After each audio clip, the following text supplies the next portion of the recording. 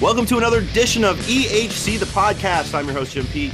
Today, joined by Mr. Social, Mike Hattery. You had a big weekend, Mike. Where were you this weekend? I saw you with a bow tie and the porch, and there was no game. I was confused. I know. I was at this Burke wedding, this Adam Burke wedding. I did not look good in a white shirt, but thankfully my wife looked much better than I did. So it was a fun social gathering. I did notice every picture of said wedding with you in it had your wife either in front of you or on either side of you. So well played. The framing was fantastic. If you look away from me, it definitely is a good frame, certainly. What I'm going to do is I'm going to just cut that part out and I'm going to send it to your wife so it sounds like I'm hitting on her. I'm good with that. I'm sure she'd be pleased. Our real point here, though, is to talk about Jay Bruce and some other factors involving Jay Bruce. The Indians, of course, made a surprisingly, I guess, public, nonchalant trade to get Jay Bruce. And I guess the biggest noise made in the deal was the fact that the Mets are pissed off at the Yankees. I mean, the deal went kind of by the wayside, whereas last year we trade for Coco Crisp. And no offense to Crisp. He actually did very well for us, had some big moments. But to me, it seems like this Jay Bruce should be a bigger deal than the Coco Crisp deal from last year. And that's not to rip on Coco Crisp again, but Jay Bruce is kind of a big deal this year. You know, he's got 29 home runs for the Mets, was clearly I don't want to say their best power bat, but one of the better power bats in the National League and in really Major League Baseball. I guess Bruce has been tainted over the years as he got traded to the Mets last year and just a major slump that first month back. He picked it up again in September, but what's the stink with Jay Bruce, Mike? Why isn't that a bigger deal? Is it because it was a waiver deadline trade? Maybe. I don't know. People are boring. But I don't get the stink with him. I mean, he's a legit offensive addition. To be honest, you insert him in this lineup, and I know he's a platoon-heavy guy, and that's how he's going to be played, but he's been significantly better than Michael Brantley this season and many other Indians hitters, and he's an actual upgrade. Like, this isn't just we're like putting our thumb in the dike for the Brantley and Chisenhall injury. Like, this guy's an offensive upgrade. So I got nothing else. I mean, this is a really good addition for no cost, and he adds a lot of power. And the bench scenario is going to be really complex in October, but this guy has to play every game against right-handed pitching in October, and that's going to make for some really wonky decisions when you also have Michael Brantley and Lonnie Chisenhall. Yeah, well, let's figure that into the equation, because I think at the end of the day, the Jay Bruce deal was somewhat for the rest of the year, but I think it plays more into the playoff baseball that we're going to see. You know, he gives us a lefty off the bench if that's how they choose to use them. But here's my conundrum. I talked with Jeff Nomina in his piece a couple days ago. My conundrum, as I was kind of working through that, is how they use him. Is he ultimately going to be used as a platoon guy, as a part-time guy, as a pinch hitter, or are they ultimately going to use him as a full-time guy? Now, granted, he faces off mostly. He's a lefty, so obviously he's going to face right-handed pitching, which automatically means he's going to see a lot of time. But where does he figure? Let's clean the slate. Let's say everybody comes back healthy. We got Chisenhall in rehab right now. It seems like Brantley. Nothing's been said about Brantley being out forever, although that we know how that goes with him. But let's clean the slate and say, come October 4th or 5th, whenever the playoffs start for us. Where does that put Bruce? Does he have to earn his way into the starting lineup every day, or will they strictly use him as a platoon, or is he just going to be a pinch hit guy? It seems like an easy answer to me, but I think when you deal with decision making sometimes, especially with guys that come to the team late, I don't really know how he fits. So, Mike, you're Tito Francona. How does he fit? Well, I think you made a really good point when you're on Nam's little video extraordinaire experience. You were talking about, he probably just fits mostly as that platoon and pinch hit guy in the playoffs. I think the really tough thing for the Indians is Michael Brantley has been here forever. Michael Brantley is a good baseball player. He's a good professional baseball player. This year, Jay Bruce has been a lot better. without any doubt. He's been better offensively. He's been better defensively. I mean, it's reality here. So I think it's going to be challenging. I think the lineup sets up and fits a lot better with Jay Bruce in the lineup because Francona doesn't feel like he has to hit Jay Bruce third. He can hit Jay Bruce fifth or sixth, which when you have plus power at 5 against right-handed pitching, that's awesome. So I think, you and I talked about this and, you said it first, but the lineup just looks a lot better in terms of how we lay it out when it's Jay Bruce instead of Michael Brantley. To be honest, I don't think Bruce cuts into Chisenhall's time that much because Chisenhall's a great defender. You put him next to Zimmer. Fuck it. He does. He does. This is a mess. This is a legit mess to me because the best lineup against right-handed pitching has to have Bruce in it. And if you want a good defensive team, because we lost games in October last year running Tyler Naquin and some other people next to each other, Zimmer and Chisenhall look best defensively in right field, and Chisenhall hits right-handed pitching. And so you're in this situation where the best lineup offensively includes Jay Bruce, the best lineup overall includes Jay Bruce and Lonnie Chisenhall, and you have Michael Brantley, who's an all-star this year, potential comeback player of the year candidate, sort of in a weird position. And we haven't even talked about Austin Jackson because you got to factor him in because as a platoon bat, he's been playing fantastic as well. I guess the conundrum, I guess at the end of the day, Mike, is it at the beginning of the season this year and at the beginning of the season last year, our big concern was depth, I think, and we had a lot of weird depth. But now it seems like if everybody comes back healthy, our problems are the cupboard is full. Now, doesn't this kind of fit what we've always been talking about with Francona? You put the pieces in the cupboard that he can't mess up with. Is that where we're at? Because you just made the case for this. He starts Chisenhall, great. He starts Bruce, great. I guess the biggest issue will be Brantley. And as hard as we could come off on Brantley in this podcast, and we could come pretty hard on him, if he's the worst case scenario as a healthy Brantley, kind of looks pretty good in the playoffs, right? I don't know. Okay.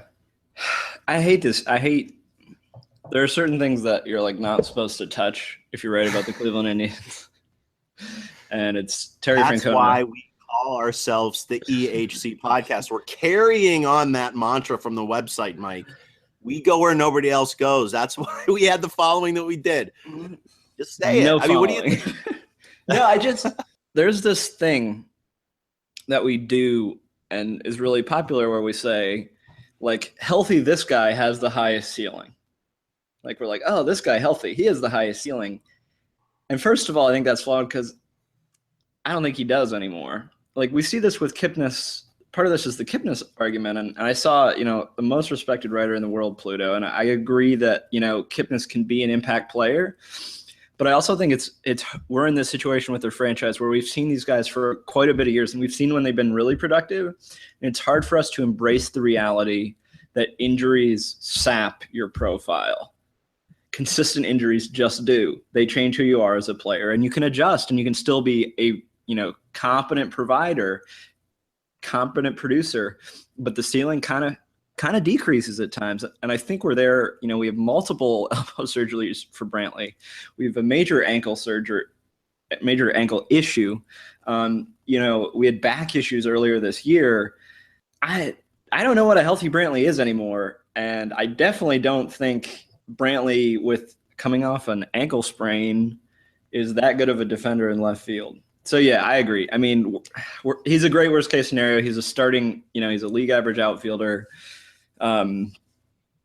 He's a really good baseball player.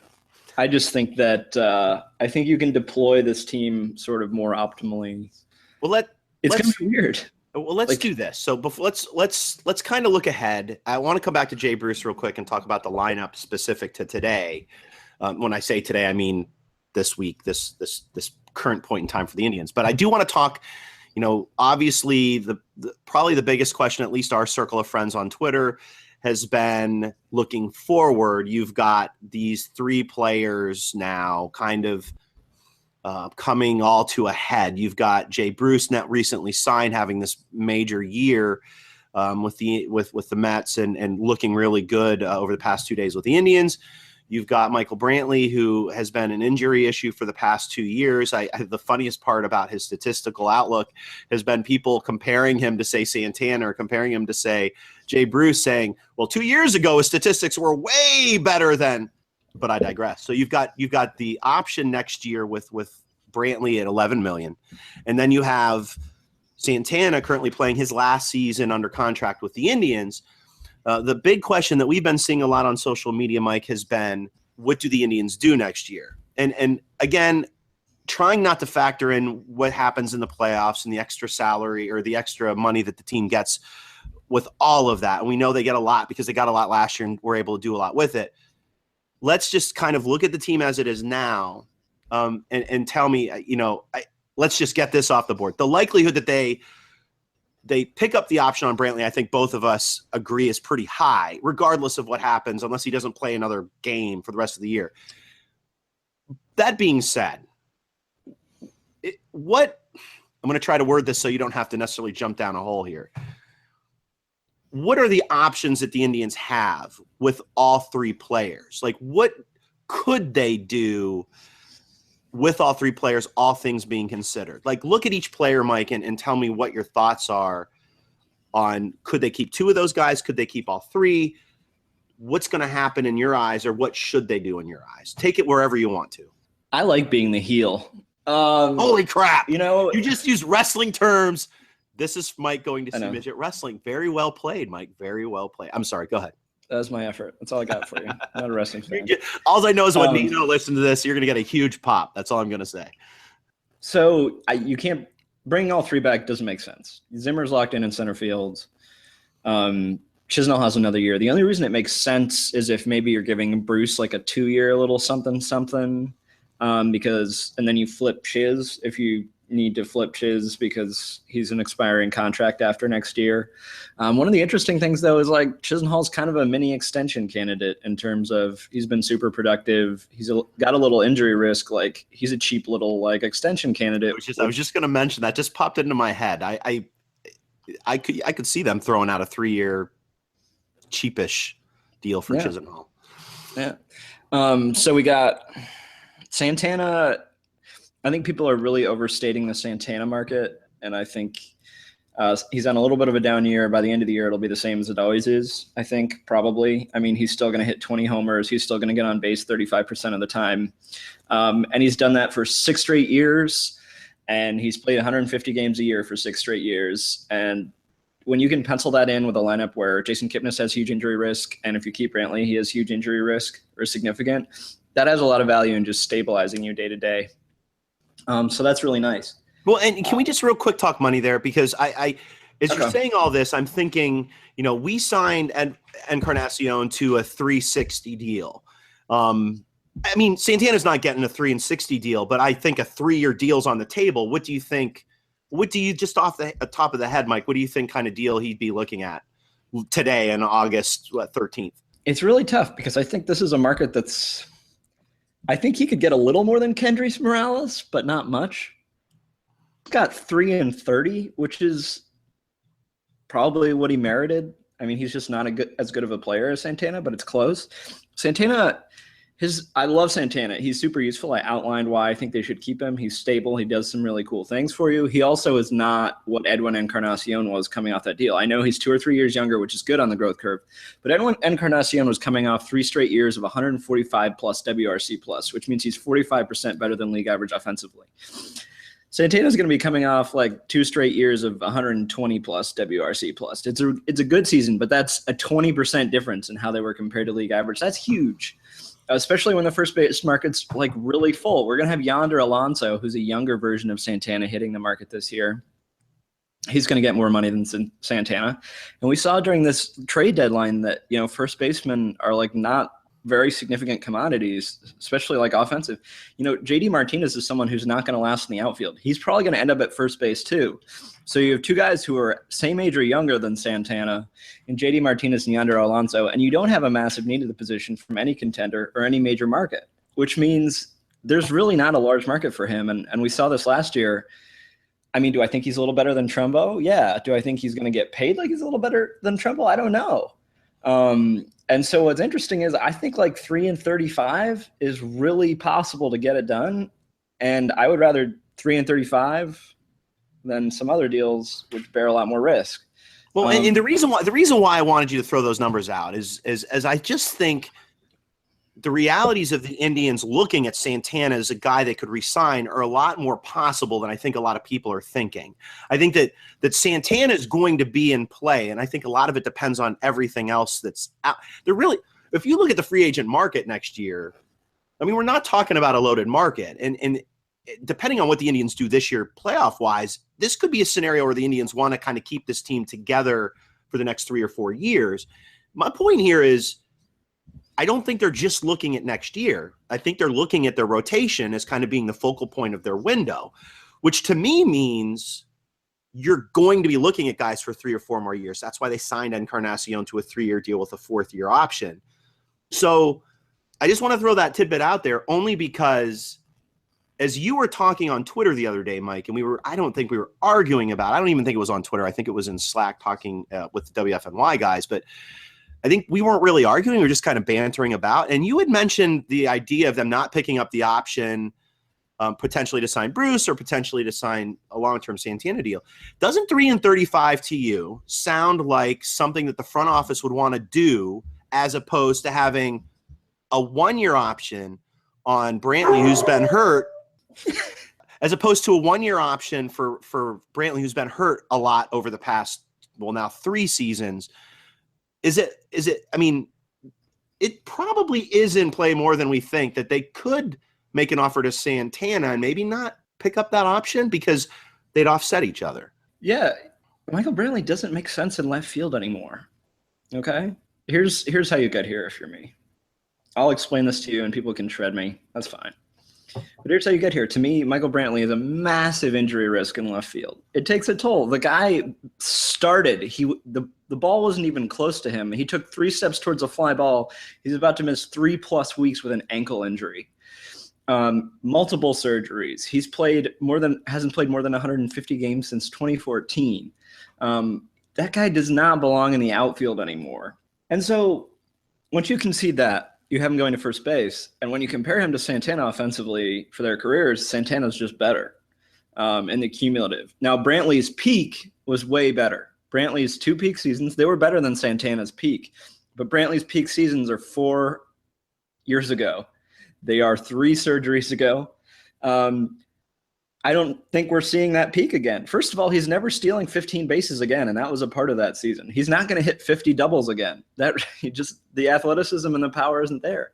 And so he's probably not hitting 20 homers again. Let's just say that. I mean, unless he starts cheating more. But right. Yeah, I agree. And so to me, like if you move him to first base, his bat doesn't really play at first base. Santana's bat does play at first base. And if we're moving him to first base, he just doesn't have the same value offensively. So, well, and maybe what says it all is he doesn't have the same value defensively, because what do you get with Brantley at first base defensively? I mean, the unknown there, I just don't see him transitioning to first and all of the sudden being pretty good. Yeah. I mean, first is easy, but I don't know. It's not that easy. And Santana, it's easy until someone hits a shot down the line. I mean, listen, Santana's as incredulous as this sounds, I mean, Santana's faster than Brantley.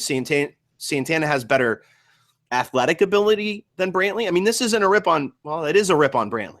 I mean, it is. I just, all of the factors that you take into account, the more you look at it, makes Santana a better option, unless you believe Brantley's going to be a good left fielder. And I don't think people who actually pay attention to baseball think that. So here's one of the things about Brantley. Since Major League Baseball has been rolling out the sprint speed metric, he's on the bottom end of left fielders. He's significantly below average. In fact, Santana's peak sprint speed is faster than Brantley's, and Brantley's playing left. And yeah, he has a decent first step, but he's not a good defender out there. The arm can only compensate so much. And I get that you can hide a decent defender in Cleveland because of the left field fence. It's tall and it's a little shallow, so that hides it a little bit. He's not a good defender there. And it's a huge injury risk. I love Michael Brantley. I hate that. We reached this point with him where he's a massive injury risk. I don't think I'm shocked he's played 88 games this year, and that's a huge deal. We have to go to our over-under and look at that. I'm confident our over-under with that was way under 88 games. Way off. And honestly, to expect him to like add another year and play more than 120 games next year seems insane. And if he's not playing 120 games, I can't justify $11 million to him instead of $11 million to Santana or Jay Bruce. It doesn't make sense to me. And what's also cool is like Brantley's in this weird situation where baseball's shifting towards Jay Bruce. He's made these adjustments. Jim's outlined this on the video with Nam a little bit, but he's like slotting in the zone, which he's not altering the actual arc of his bat. He's just making sure he picks pitches that use the arc of his bat to create a better launch angle. And so he's someone who, while he had a couple of down years, it makes sense this leap because he's made mechanical changes. He's only 30 years old. He's no older than Brantley with significantly less injury risk. And so to me, he's sort of like going in the right direction. And Brantley is this guy who's hitting a lot of ground balls. His speed's declining with his heavy ground ball profile. Could they sign Jay Bruce next year? I mean, he, by all indicators, heading into the organization, loves the organization. By all indicators, over the past 3 to 4 seasons, he has dived into the metric side of the game. He's not necessarily, now, again, I don't want people to confuse this. I mean, I'm not saying that Jay Bruce like sits at home with his computer and is turned into the Saber metrics guy, but what he does do is he analyzes data probably more than most players that we know. That seems to kind of groove into this Indians front office. He seems to be a guy that not only the Indians front office would love, but also a guy that Tito Francona would love, which seems to be like winning the Mega Millions and the Powerball all at the same time. Is it possible that Jay Bruce ends up with his team next year as opposed to Santana and Brantley? I don't think as opposed to, like, I think Brantley's staying. We're having this conversation, and I'm talking in the what I think. You know, if I was in this process, I'm talking about the factors I would weigh. I think it's really important for me to emphasize Brantley's not going anywhere unless he tore up his ankle. So you realize though that we're in the midst of talking me out of that thinking. Like I'm right now. Okay. If you're asking me, I'd be like, oh hell no, they're signing Santana and Bruce. So like the fun thing about Bruce is you said it. Terry Francona has talked about this guy the way he talks about few others, in that he has emphasized his professionalism, his preparation, and just being a good guy to have in the locker room. I think you might have mentioned this, but he's basically talked about him like a Jason Giambi, except Bruce is actually productive. I mean, Francona lauded him significantly, really positive words about what he adds professionally. And that's not something we heard about. Like, we heard Coco Crisp was a contributor, but we didn't hear this. I mean, this is an addition that I think is a little different than the other ones. And I think the static coming out of Francona and the Indians front office about pursuing him for a while is actually kind of significant. So he was a major topic in the offseason. I mean, we were talking about trying to trade for him in the offseason. Major talk last trade deadline about Jay Bruce. You know, this is a guy that the front office has been targeting. It seems to me like the more that we kind of get into this Jay Bruce experiment, and this isn't just Mike and I talking about the past 2 games here. I mean, great. He had a multi games in his first 2 with the Indians. This is more the overlooking player. You know, you've got a guy that Francona plugged into the 4 spot, which is like his golden spot of wonder, literally plugged him right in. You're 4. Boom. Which is great for me because it gets J-Ram to the 3 spot, which is where I've wanted him all season. But that's beside the point. This is a guy who, without Brantley, without Kipnis, automatically extends the lineup. You know, the funny thing is with Kipnis and Brantley in the lineup, it still felt like we needed to make that lineup longer. Bruce comes into play. All of a sudden, you got J-Ram at 3. You got Lindor hitting a little bit at 2. You've got interesting. Yeah, actually, I take that back. They've got Lindor leading off a little bit. You've got Zimmer up there hitting in the 2 spot now at points. You've got all of these crazy things that are happening, and you've got Encarnacion and Santana hitting 5 and 6, which to me is insane. If Gomes can hit a little bit, all of a sudden this lineup without Brantley and Kipnis looks long again. So doesn't that factor into the future? I can't fathom that Francona can't see that looking ahead. is it a lock that Brantley comes back next year? I'm talking myself out of it. It means I'm going to write a piece and I'm going to spend hours on it, Mike, and I'm going to look like an idiot. I think it's a lock. No, I don't know. I think it's like an 85% lock. Look, this is a guy who the Indians weren't particularly optimistic about in December of last year. And one of the things took him a lot longer to feel like he was in game shape than he expected.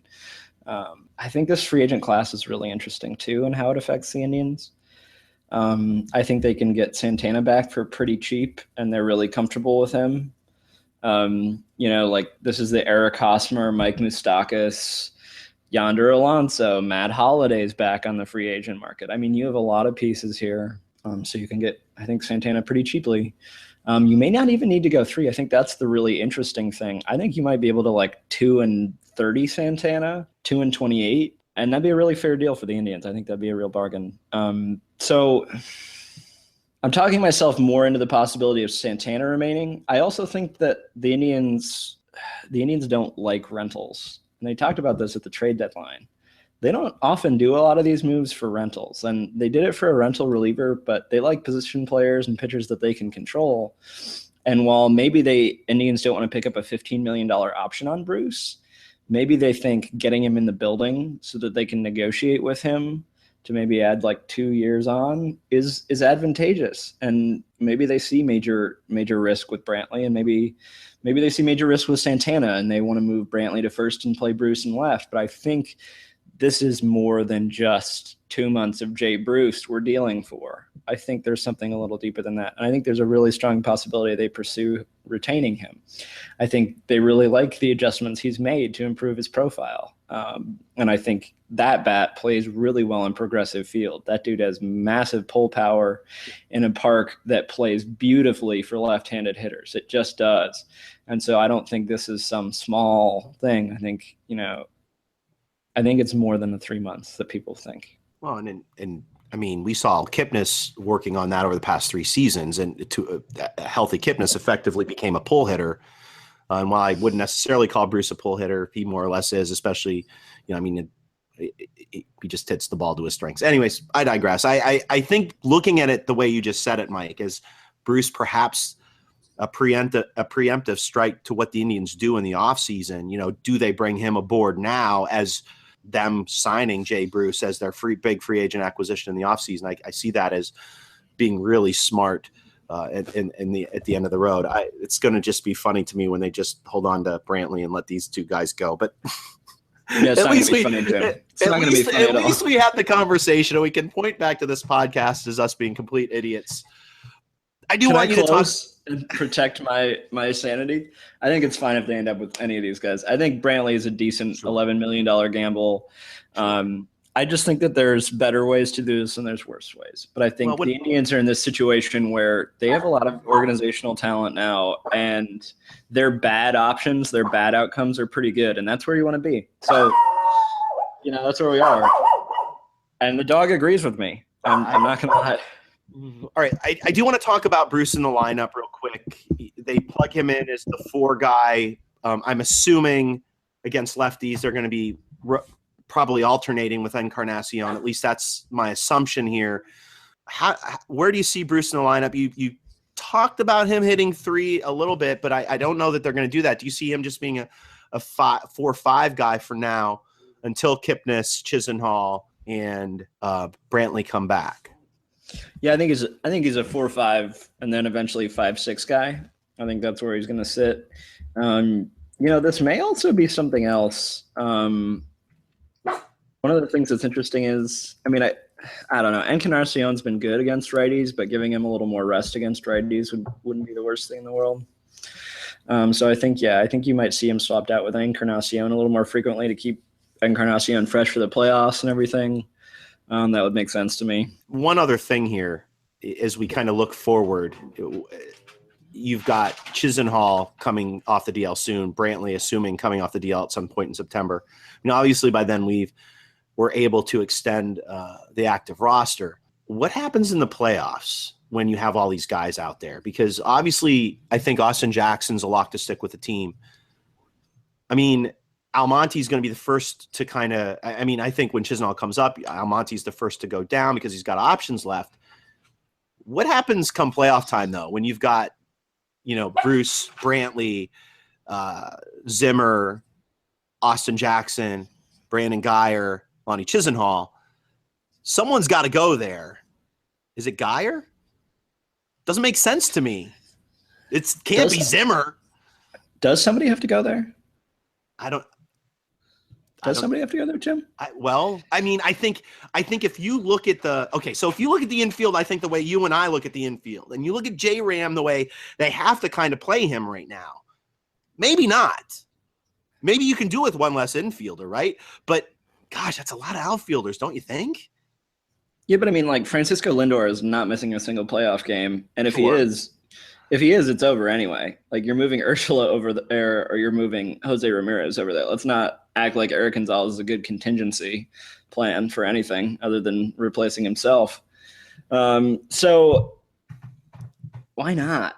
Like, why do we need a crap hitting utility infielder when if any of those guys are off the infield? I mean, Jose can play anywhere.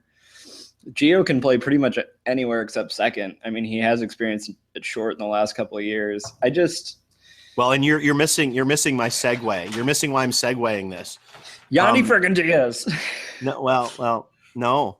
They're playing Lonnie Chisenhall at third base here and there during his rehab assignment. And so is this? I mean, this is clearly their plan, right? I mean, you nailed it. You didn't even know where I was going with this, but clearly their plan is to have Lonnie as an option for the infield, right? And just deal with all these outfielders. That's their plan. See, this was the message to me when I heard that Lonnie was going to be playing some third base at AAA. Jay Bruce is starting every outfield game.